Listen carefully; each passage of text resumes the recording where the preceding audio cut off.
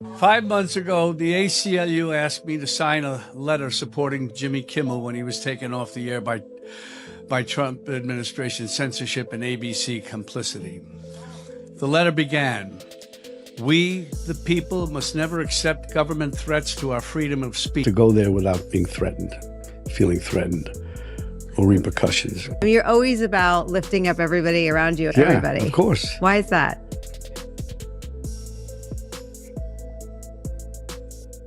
You have to. You have to lift people up. Why? You have to bring them together. Period. You and I have something in common.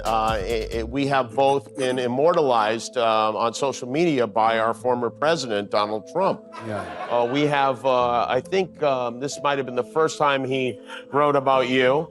Robert De Niro, a very low IQ individual, has received he spelled two wrong, many shots to the head by real boxers in movies. I watched him last night, truly believe he may be punch drunk. And then he says, at the end, he says, "Wake up, Punchy," he says to you. They have a protest of Robert De Niro yesterday as a fool. He's a broken down fool standing out there. He got maggot. He got maggot yesterday. He got a big dose of it. He's so stupid. But he's a scary one. And in all seriousness, and we know it here, people have to get out and vote and vote and vote and vote. There are people who challenge Donald Trump from a comfortable distance, carefully constructed statements, measured opinion pieces, diplomatic disagreements designed to upset no one and accomplish nothing. And then there is Robert De Niro, a man who has spent 6 decades inside the darkest chambers of human psychology, studying killers, dictators, and broken individuals so precisely that he earned an Academy Award for it, twice. When a man like that examines Donald Trump and decides he can no longer remain silent, it deserves your full attention. There are people who criticize Donald Trump from a safe distance. Carefully worded statements, measured op-eds, diplomatic disagreements designed to offend nobody and change nothing.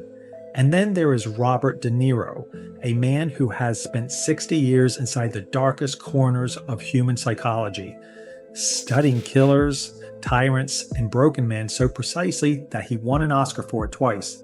When a man like that looks at Donald Trump and decides he can no longer stay quiet, it's worth paying attention. Trump took to Truth Social, saying he should be shipped off with Ilhan Omar and Rashida Tlaib, saying they should actually get on a boat with Trump deranged Robert De Niro, another sick and demented person, I believe, with an extremely low IQ, who has absolutely no idea what he is doing or saying, some of which is seriously criminal. And there it is, the predictable reaction. The same formula Trump has deployed against every single person who has ever dared to criticize him. Low IQ. Deranged. Criminal. The exact wording shifts slightly, but the pattern never changes. But here is what Trump's reaction actually exposed. He never addressed what De Niro said. He never challenged the substance of the argument. He never offered a counterposition. He simply launched a personal attack, immediately, with the reflexive anger of someone who has no other weapon available. De Niro called him unintelligent. Trump called De Niro deranged. One of those responses validates the other. You love a country where our neighbors are shot down in the streets by masked government thugs? No. Can you love a country that denies health care for tens of millions of our fellow citizens? No. Can you love a country that ends contributions to sick and starving people around the world, causing hundreds of thousands of preventable deaths, many of them innocent children? Can you love a country that trashes our economy to give tax breaks to its billionaire cronies? Can you love a country that denies science and sacrifices the climate, the very air our children breathe? Can you love a country that pardons violent criminals and protects pedophiles? That was not a performance. That was a verdict, delivered sentence by sentence, question by question, before an audience that responded with the weight of people who already understood the answer. De Niro was not playing a role. He was not putting on a show. He was doing something far more unsettling. He was asking Americans to confront the reality of what they were living inside. To stop labeling it as politics. To stop calling it divisive. To simply look at it directly and respond honestly. And right now, I'm more concerned about what the State of the Union will be in November. Because a failing, flailing, and desperate Donald Trump is even more dangerous than the tyrant we've already experienced.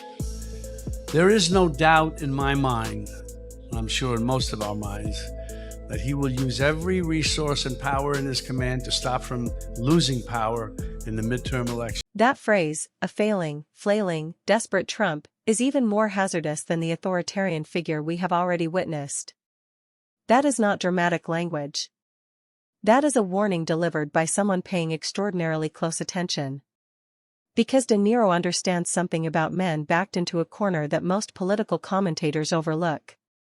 Desperation does not cause dangerous individuals to retreat. It causes them to accelerate. It causes them to reach further, push harder, cross boundaries they might have hesitated to cross before. A Trump who believes he is winning is one thing. A Trump who believes he is losing is something else entirely. 5 months ago, the ACLU asked me to sign a letter supporting Jimmy Kimmel when he was taken off the air by Trump administration censorship and ABC complicity. The letter began, "We, the people, must never accept government threats to our freedom of speech. Efforts by leaders to pressure artists, journalists, and companies with retaliation for their speech strike at the heart of what it means to live in a free country. 100%.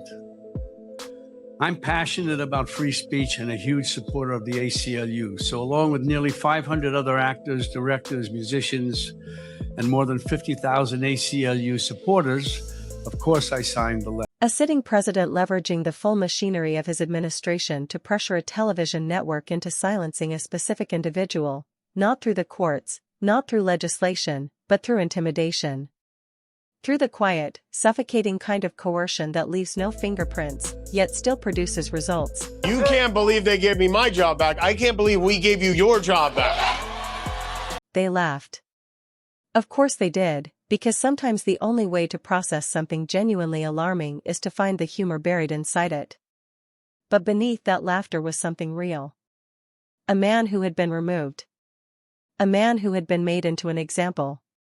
A man who was now standing back on his own platform, looking out at an audience that fully understood exactly what it had cost him to return there. In a certain way, it's all out of insecurity. He's deeply, deeply insecure. He is a malignant narcissist. He's a socio-psychopath. He's created some new language as far as describing somebody in his mental condition. It's so frightening and scary, and he's dangerous. We got to get rid of him. Malignant narcissist. Sociopath. He has introduced new vocabulary for describing someone in his particular psychological condition. And it is frightening. It is scary. He is dangerous. We must be rid of him. Malignant narcissist.